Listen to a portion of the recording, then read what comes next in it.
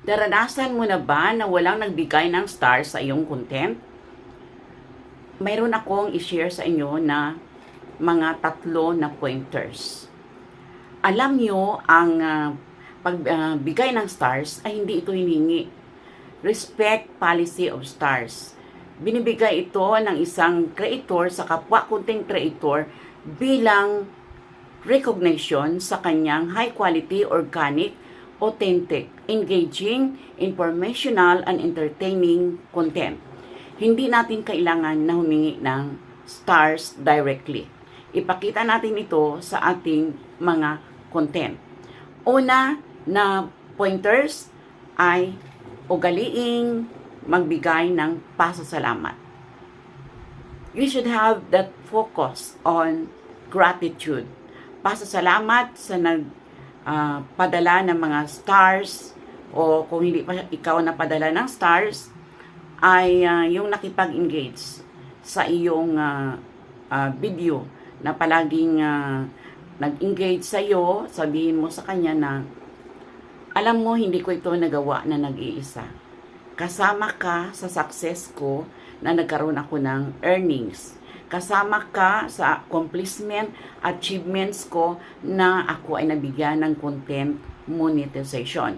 Palagi mong i-highlights.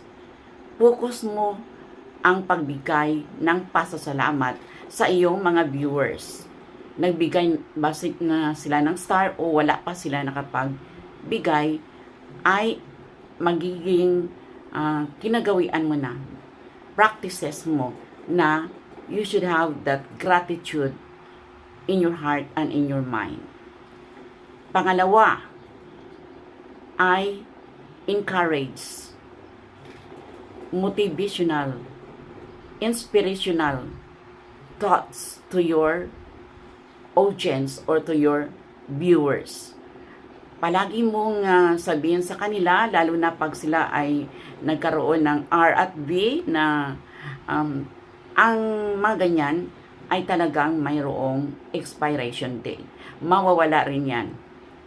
Sabihin mo sa kanila na patuloy lang dahil makakamtan mo rin ang iyong mga layunin bilang content creator.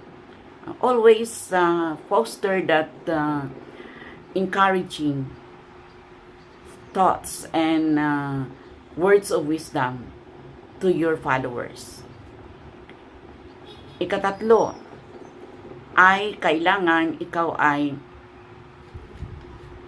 mag-share ng mga stories na naglalaman ng iyong mga tinatawag natin na pagharap mo sa iyong mga challenges.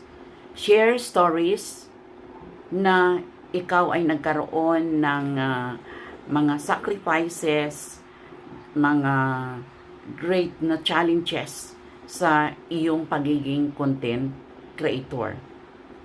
Sabihin mo yun sa kanila na sa halimbawa ng ganito ay sa bawat gabi na iniisip ko na ang aking earnings ay hanggang cents, $1, 0.01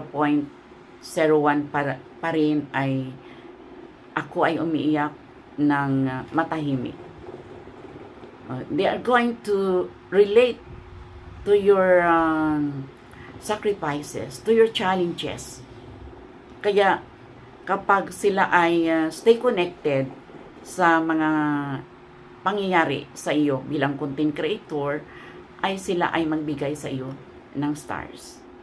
So, ito muna ang tatlong mga learn ko na mga pamaraan upang tayo ay mabigyan ng stars na hindi na kailangang humingi.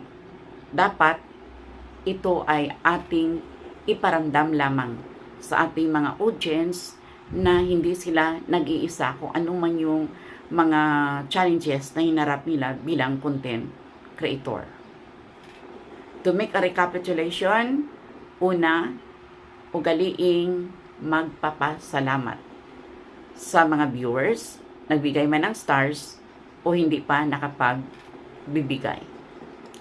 Ikalawa, tayo ay gagawa ng mga salita o mga pangusap na nagpahayag ng ating mga tinatawag natin na mga sacrifices or stories sa ating buhay na matahimik natin na hinaharap ito.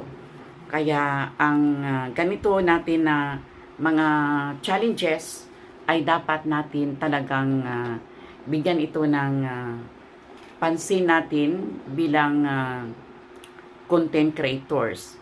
At palagi nating banggitin sa kanila na tayo ay nagbibigay, pangatlo, ng mga encouraging, empowerment, motivational, inspirational thoughts na patuloy nila ang pagiging content creator.